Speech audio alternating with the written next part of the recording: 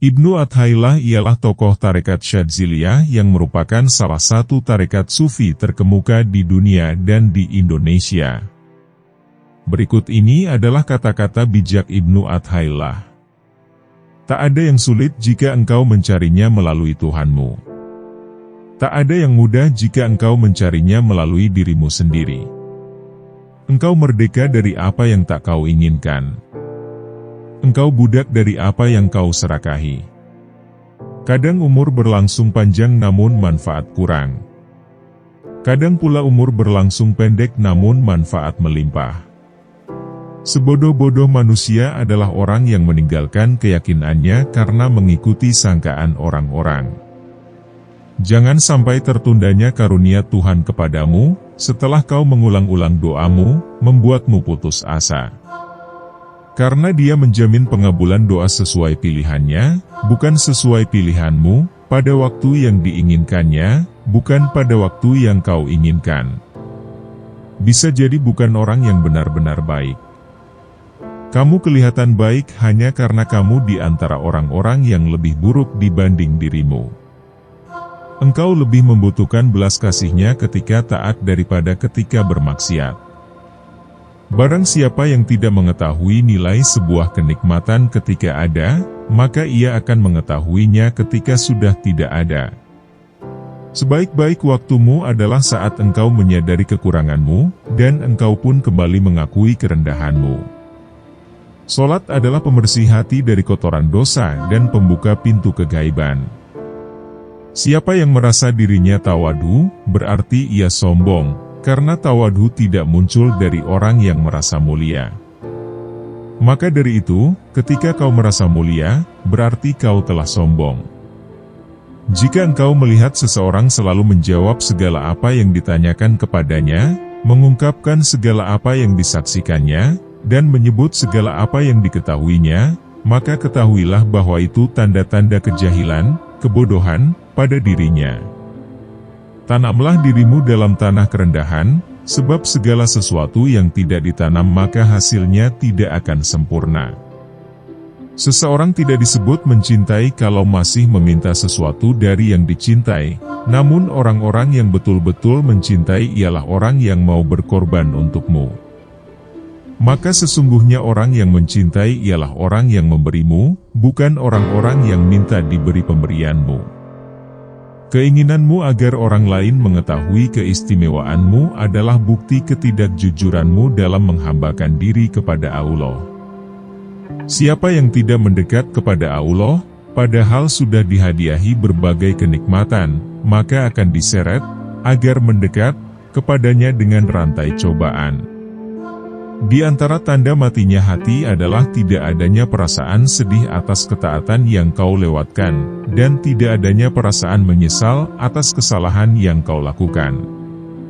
Lipatan hakiki adalah kau melipat jarak dunia sehingga kau melihat akhirat lebih dekat ketimbang dirimu sendiri.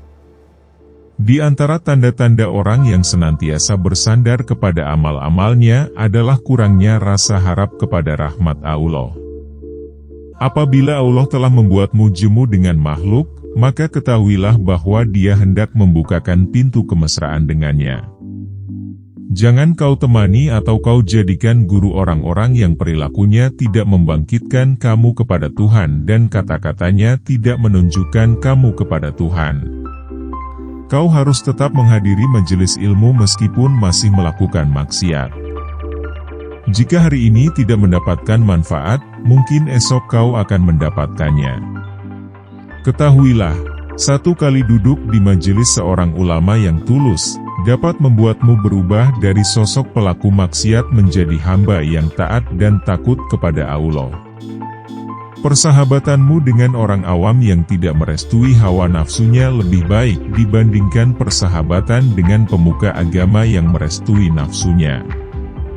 Istirahatkan dirimu atau pikiranmu dari kesibukan mengatur kebutuhan duniamu. Sebab, apa yang sudah dijamin diselesaikan oleh selain kamu, tidak usah engkau sibuk memikirkannya. Kau tunduk kepada alam selama belum melihat penciptanya. Jika kau telah menyaksikannya maka alam akan tunduk kepadamu. Amal yang kosong dari ikhlas sama sekali tidak berarti, bagaikan jasad tanpa ruh. Keikhlasan merupakan ruh yang menjadikan setiap amal bermakna. Menunda beramal soleh untuk menantikan kesempatan yang lebih lapang termasuk tanda kebodohan jiwa. Kelezatan hawa nafsu yang sudah bersarang di kalbu merupakan penyakit kronis. Jika pagi datang, orang yang lalai akan berpikir apa yang harus dikerjakannya. Sedangkan orang yang berakal akan berpikir apa yang akan dilakukan Allah kepadanya.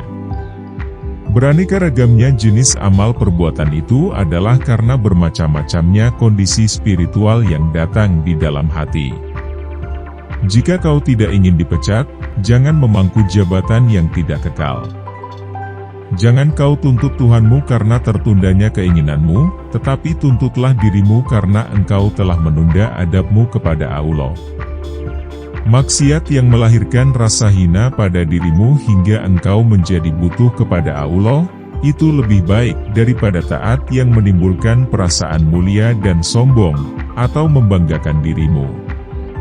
Pada setiap tarikan nafas, terdapat takdir Allah yang berlaku atas dirimu. Di antara tanda seseorang mengikuti hawa nafsu adalah bersegera melakukan amaliyah-amaliyah yang sunnah namun malas menegakkan yang bersifat wajib. Harapan adalah yang diikuti dengan tindakan. Jika tidak, maka itu hanyalah angan. Salah satu tanda seseorang hanya bergantung pada amal, bukan rahmat Allah, adalah berkurangnya harapan kepada Allah saat berbuat kesalahan. Tatkala berkurang apa yang membuatmu senang, maka berkuranglah pula apa yang kau sedihkan. Bila mana Allah menggerakkan lidahmu untuk meminta, maka ketahuilah bahwa Allah ingin memberi. Demikianlah kata-kata bijak Ibnu Athaillah, semoga memberi manfaat kepada kita semua.